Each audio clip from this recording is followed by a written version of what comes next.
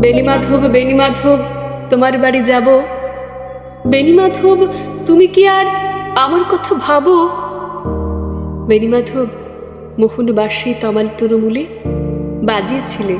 আমি তখন মালতী স্কুলে ডেস্কে বসে অঙ্ক করি, ছোট্ট ক্লাস ঘর, বাইরে দিদিমণির পাশে দিদিমণির বর। আমি তখন নবম শ্রেণী, আমি তখন শাড়ি। আলাপ হলো, বেণীমাধব সুলেখাদের বাড়ি। বেণীমাধব, বেণীমাধব, লেখাপড়ায় ভালো। শহর থেকে বেড়াতে এলে আমার রং কালো। তোমায় দেখে এক দৌড়ে পালিয়ে গেছি ঘরে। বেণীমাধব, আমার বাবা দোকানে কাজ করে। কুঞ্জে অলি গুঞ্জে তবু ফুটেছে মঞ্জুরি। সন্ধেবেলা পড়তে বসে অঙ্কে ভুল করি। আমি তখন নবম শ্রেণী, আমি তখন 16। ব্রিজের ধারে বেণীমাধব লুকিয়ে দেখা হলো। বেণীমাধব, বেণীমাধব, এতদিনের পরে সত্যি বলো, সেসব কথা এখনো মনে পড়ে?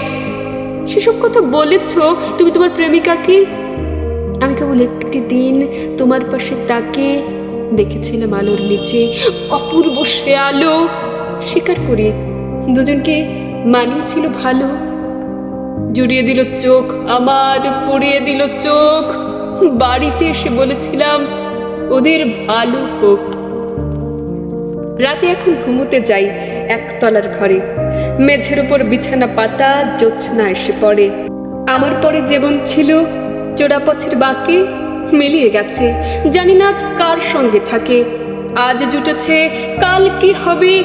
কালের ঘরে শুনি আমি এখন এই পাড়ার সেলাই দিদিমণি।